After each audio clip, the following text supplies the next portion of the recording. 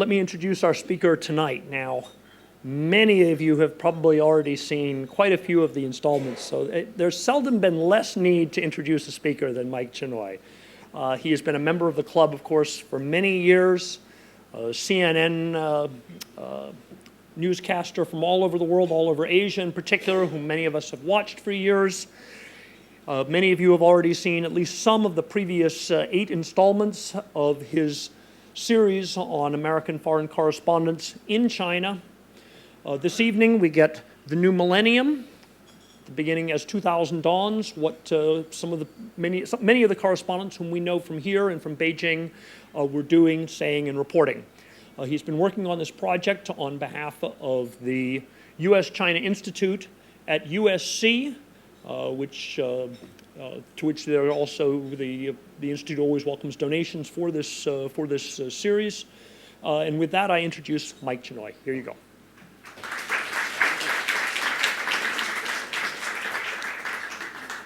Thanks very much, Keith. Assignment China is a 12-part documentary film, history of American correspondence in China from the 1940s to the present day. And the goal of the series is to essentially tell the story of the people who've told the China story over all these years, to give audiences a better sense of what it was like to cover China at various pivotal moments since the Chinese Civil War, what were the issues, the challenges, the decisions that people had to make, reporting on the country, and how did that shape the impressions of China that were conveyed in the media, which of course is how people, both in the States and given the influence of the American media in many other parts of the world, the way in which people's perceptions of China were shaped. This film, as Keith mentioned, is called The New Millennium, and it basically covers the years beginning in 2000 up to sort of 2006, 2007, which is a very interesting period in China because the economic boom was in full swing. Beijing got the Olympics. In many ways, it was a kind of exciting go-go period, and particularly when you compare it to today, it's striking how much more open in some respects Chinese society was then than it is now. The remaining 3 episodes, one is called Tremors, which deals largely with 2008, which was one of those amazing news years, including the Sichuan earthquake and the Beijing Olympics. And then there's one called Contradictions, which looks at the period from 2009 to 2012. And the final episode is called Follow the Money, which is the sort of untold backstory of how Keith's colleagues at the New York Times and other journalists did their groundbreaking investigative reporting about the hidden wealth of Chinese leaders in 2012 and beyond. And hopefully we'll be able to show those sometime in the new year. And all of these, incidentally, should be online at the U.S.-China Institute website. If you just Google Assignment China, you can watch any of the earlier ones that you've missed or would like to see again, and these new ones will be up there as well. So with that, why don't we turn the lights down, and we'll get started with the film, which lasts about 45 minutes, and then there should be plenty of time for discussion and questions. So can we dim the lights, please? What makes me unique is that I was born Chinese, but I grew up as an American. That was critical for me. I wanted to learn about China because I left China just as China was starting to change. Having grown up living overseas, watching what my parents did, you either follow in their footsteps or you move to Iowa and never move, and I chose the first option. One thing that I found interesting was Hannah Beach's story about reporting on the SARS epidemic and how she basically misrepresented herself in the hospital by saying she was with the WHO group. However, that's not the first time I've heard of that. It's a tough call because you don't want to be dishonest if you can avoid it. But there's a certain kind of low cunning in getting the story that is part of the traditional toolkit of journalists. I mean, I got into Bangladesh in the mid-1970s after a coup by finding a group of Christian missionaries in Calcutta and pretending I was one of their young acolytes, and they flew to Chittagong and they said, "Oh, he's with us," and I got in. So, it's a tricky thing. It's a judgment call, but and I think if you're dealing in a state like in an authoritarian state or in a situation that might be different than what you're used to in a more open society, I think my own feeling is that the parameters are greater to do that. I'm not sure whether you would always tell your head office in this case, but you have a huge story unfolding around you. I think your responsibility to your readers is to figure out ways to get it, and there are obviously gradations, and there's no hard and fast rule. You should always do this or can never do that. I think a lot of it really depends, on the circumstances. If there's a war and you need to get to where the fighting is to witness it, and you can't go by saying I'm a journalist, then go by saying you're a backpacker. Just get the story. But I think I do think in China, though, it does raise risks where the authorities, and I think increasingly so now, are more likely to retaliate at people who do misrepresent themselves. But one of the enduring themes in this whole series is the degree to which, from the moment people began to go to China, there's this endless battle with the powers that be, blocking their ability to travel, to talk to people, to get access. And so journalists have been forced to come up with a variety of different ways to get around the system, because otherwise you sit in your hotel room and look out the window and rewrite what's in the People's Daily, which is a very unsatisfactory way to cover China.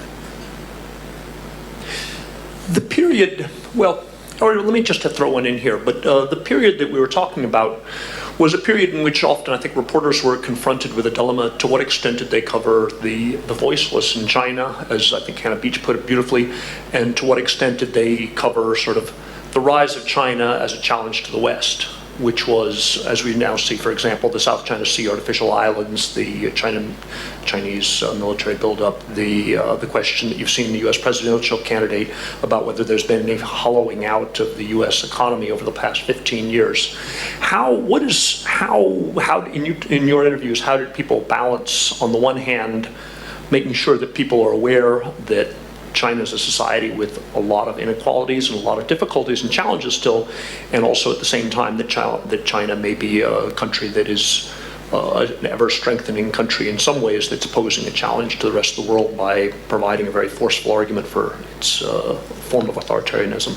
Well, I think in the period that this film covers, the China was rising, but it was sort of fairly earlier in the trajectory. So I think that issue is probably something that comes more to the forefront in sort of, I would sort of say, from the Olympics on. Is if you want, I mean, you can't really just divide these things so arbitrarily, but that's the kind of watershed moment. That's China as a world power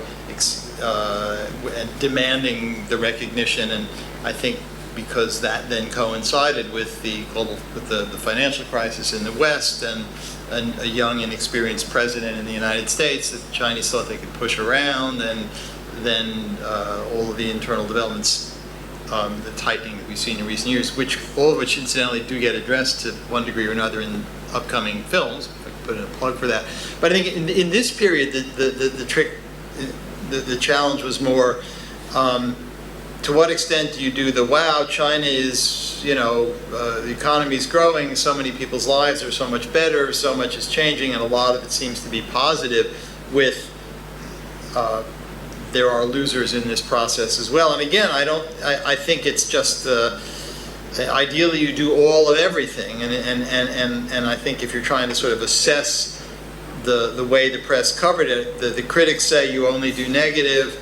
I think the fact is you have to really go back and read 2 years worth of Joe Kahn's stories or Hannah's stories to figure out how much of what. And it's a judgment call, both about what you think is important and what you think is interesting. And for the American and Western press, who come from a tradition of part of the role of the media is to shine a light into the dark corners and hold the powerful accountable, and that doesn't go down well in authoritarian societies in many places. China's not by any means the only one. So it's a tricky, imperfect judgment call, which, because there's always another day and another story, there is, at least in principle, the ability to if you've gone too far one way, you can fix it and go the other way. But you do raise an interesting question, which is again one that has existed throughout this period when journalists have been working in the People's Republic, is at what point do you jeopardize the safety and well-being of the people that you cover or your sources, and how do you balance that? And again, there's no clear-cut answer. Every case is different. I mean, in my own case, I think I always felt when I was working for CNN that and you were talking with somebody like that, is to make clear that they knew that they were aware of the potential implications, and if they want to do it, it's not my job to talk them out of it. But it's tricky, and people have gotten into trouble, and I think today, even in subsequent episodes, when a lot of journalists talk about how in the run-up to the Olympics, they eased the rules on foreign journalists, and people were allowed to travel more, and in principle, you could go almost anywhere in the country and talk to anybody who was willing to talk to you. But what happened was, you would go, and it still happens, you go to a village, you talk to somebody who's willing to talk to you, but the local officials don't like it, and the people who talk to you get into trouble. Again, it's a very wrenching judgment call you have to make each time, weighing up the need to get the story, the safety of the people you're going to talk to, your own position, and each case is different. But it's a permanent tension that everybody who covers China has to live with, I think. Yeah. Here. Hi, Philip Mituti. As you know, Mike, I'm not a journalist, so I hope you'll forgive my ignorance. Don't you think that China will have very little choice but being more transparent now? Because I remember very clearly during SARS that we had no information, nobody knew what was going on, but it seems that over the last few years, for example, the financial problems that China is going through, it seems that they've been a little bit more open to to sharing information. Do you think it's a trend, or you think they're still going to be a closed country? The best way, I think, to describe China is it's just a paradox. I thought Evan Osnos has a great quote in this episode where he talks about, you could be doing a story about a dissident on Monday complaining about oppression from the state, and on Tuesday the ribbon cutting at the biggest airport in the world. And I mean, these things, this is a system in which ordinary people probably have more personal freedom in the last 10 years than at any time, certainly since the Communist Revolution. And yet it's this, and it's also a system where the Chinese Nobel Peace Prize winner is languishing in jail, and it's also a system where a significant number of people's lives are better than they've ever been. So it's like one paradox inside another paradox inside, which for the journalist, I think, is a nightmare, because you're forced to generalize in 800 words or 2 minutes for your employer, trying to explain something that's got layers and layers and layers of complexity. I think in some ways China has to be more transparent because it's more integrated into the international economy. It can't cover up things, and in fact, in the final episode of the series, which is called Follow the Money, which looks in detail at the reporting that the Wall Street Journal did about the Bo Xilai case, and the reporting that the Times did about the wealth that the relatives of Premier Wen Jiabao's family accumulated, and that Mike Forsyth at Bloomberg did about Xi Jinping's relatives. Part of the reason that reporting was possible was that because of the opening of the Chinese economy, documents that you would have never seen 20 years ago were publicly available, both in China and in Hong Kong. So there are pressures on them to be more transparent in certain ways because of that, but there are countervailing pressures to rein that in. It's, for example, the prominent Chinese journalist was arrested for allegedly writing stuff that contributed to negative sentiment in the stock market this summer. So it's a kind of endless, this way, that way, this way, that way, which makes it very hard to generalize, although I think at the moment the trend is towards much more tighter control in a lot of areas than we've seen in recent years. But it's very hard to generalize, because even within that there are pockets where it's not that way and there are pockets where it's more that way. So I'm kind of glad I'm not a journalist anymore, having to make sense of it on a daily basis in 2-minute TV spots. this, but I think the news assistants are sort of the unsung heroes of the news bureaus because they do a lot of the really critical legwork and figuring out what's going on, steering you in the right direction, often conducting interviews, particularly if the journalist, the correspondent's Chinese isn't that great. And they take tremendous risks, and they come under tremendous pressure, and they get intimidated, and their families get intimidated. I mean, other journalists I interviewed talked about this on Stan Grant of CNN told me about an episode, I think in 2011, where they went out to somewhere in the Tibetan areas of Sichuan, and they were hassled so mercilessly that when they got back to Beijing, his news assistant quit. I don't think a news organization can put in place anything that can protect the Chinese citizen from what the state wants to do. All it can do is make clear that, as far as I'm concerned, the news assistant has a choice, that you can't force them, pressure them to do things without them being aware of the risks. But a lot of these news assistants share very similar values. Their idea of journalism is the New York Times and not the People's Daily, and a lot of them are very idealistic and they're very brave, and they see that there is real merit in doing that kind of stuff, and they take risks and they get in trouble. There was an news assistant who, I forgot which German publication it was, who got arrested after coming down to Hong Kong and helping out with Occupy Central coverage last year, was in jail for 9 months. So it still goes on, but there's still people who are willing to do it because they're idealistic and they think there's value in it, and they're willing to take those risks. But it's another one of these perpetual and these tensions that you just live with 24/7 as a China correspondent. I don't know if anyone else who was in, Wayne, were you in Beijing? I don't know if you want to have any thoughts about the managing the news assistants in the bureau and protecting them and. I just wanted to ask about, exactly, giving a voice to the voiceless in China. The second question is, when you give a voice to the voiceless, and I guess one of the audiences, which is the Communist Party, does not listen, how does that did you get a sense from your interviewees as well on how they thought, like who are they writing for, and how does this institute change in China? Like you have these beautiful stories, but what for, basically? Well, it's, news organizations have different audiences, and with the internet and the 24-hour news cycle and so on, you're now, while the New York Times primary, or Time Magazine's original primary audience was in the States, with the things that are available online, with satellite broadcast, satellite TV, and so on. You're beginning to get in the 90s and in the 2000s stories coming back into China in a way in which they wasn't true before. I mean, CNN was really in the 80s. I guess it was really the Voice of America. And then CNN, which was really the first TV, because in the late 80s you could see CNN in China. But I remember even when I started out at CNN, we were just broadcasting in the States. There was no CNN International. So the changing nature of the process and the technology, especially the internet, has meant that you can do a story about a villager in Hubei.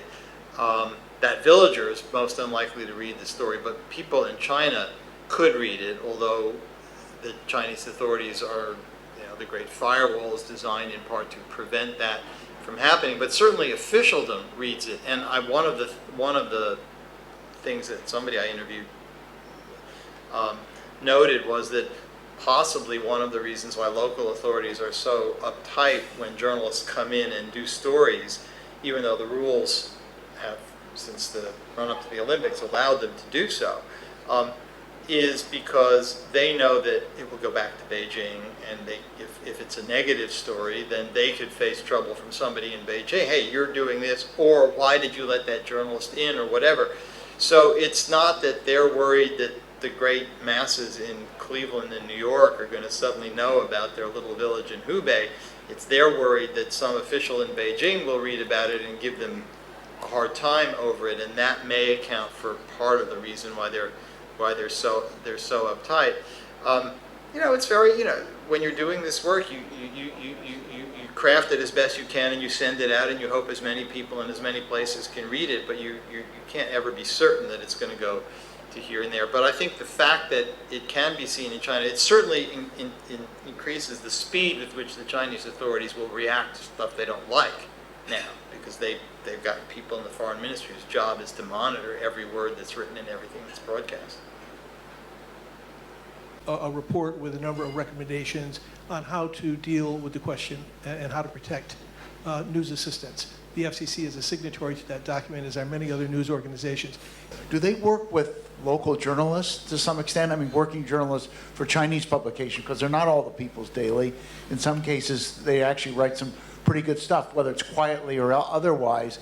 Is there maybe behind the scenes collaboration with some of them to get some of these stories, because sometimes they're working in the same areas?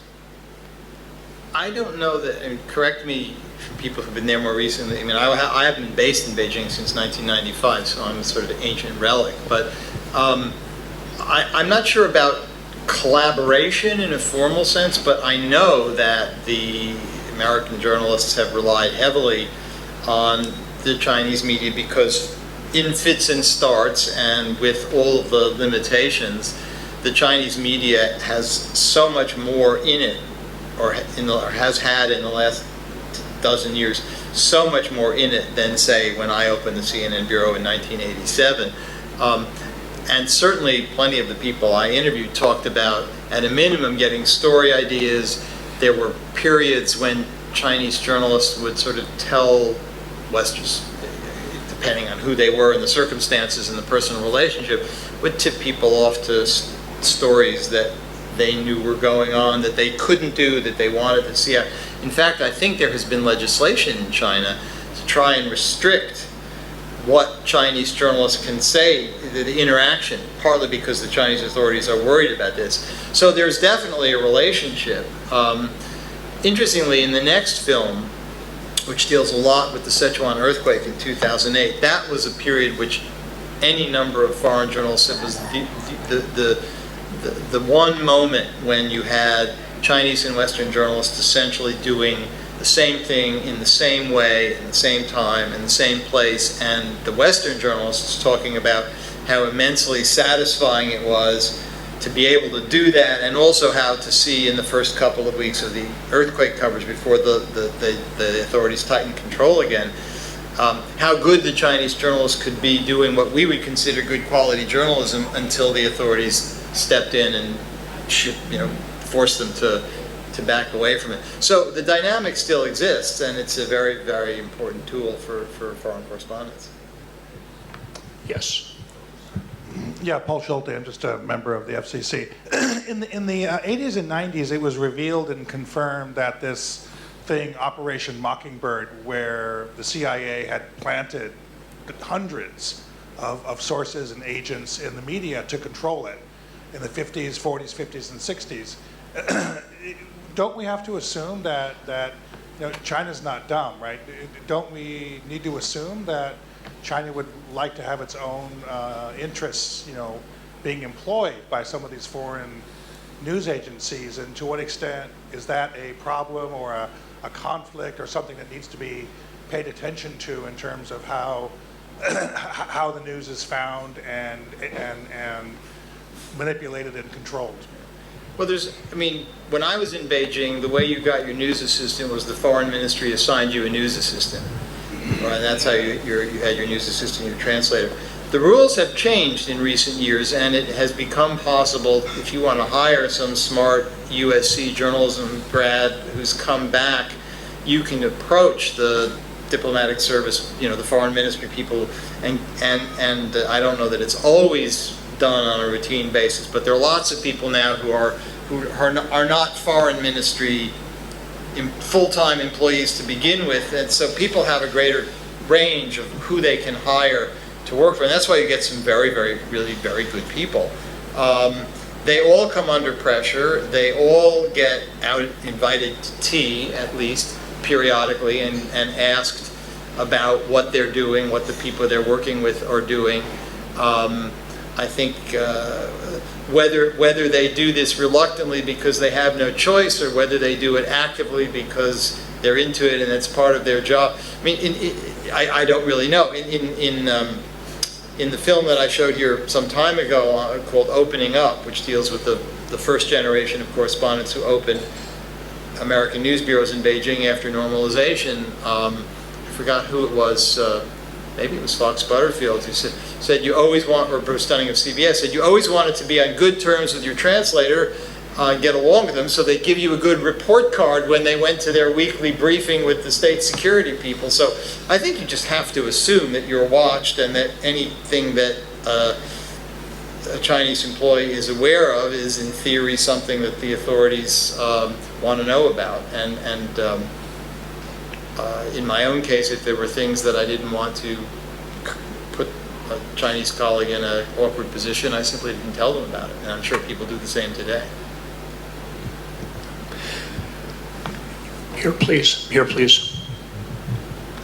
Thanks, Mike. John Antweiler. I'm a member of the club, but no CNN or any of the newspapers, magazines are in the business of selling newspapers, magazines, and advertisements. Well, there are a couple of different threads in what you're saying. There is, you know, the leadership reshuffle or flooding in St. Louis is as much where's your audience, and in the CBS Evening News, if you've only got 22 minutes plus commercials, more Americans are going to be concerned about massive flooding in St. Louis. It was a source of endless frustration to me at CNN, and even that was already 24 hours to get on the domestic CNN, because what's the old saying, all news is local. So that's partly because that is what the editors calculate viewers or readers are interested in. It's also because commercial pressures, you want big audience, bigger audience.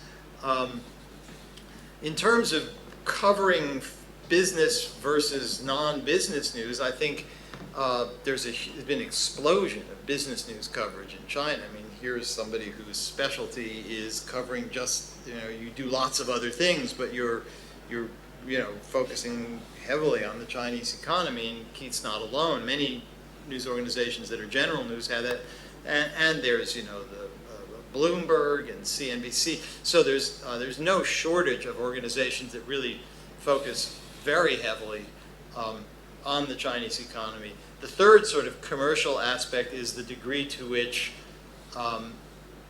pushing one's commercial prospects in China generates issues and pressures. And the final episode of my series discusses in great detail the different choices that the New York Times and Bloomberg News made when faced with deliberate, heavy-handed commercial pressure on their attempts to operate a business of publishing or distributing in China as pushback to the investigative reporting.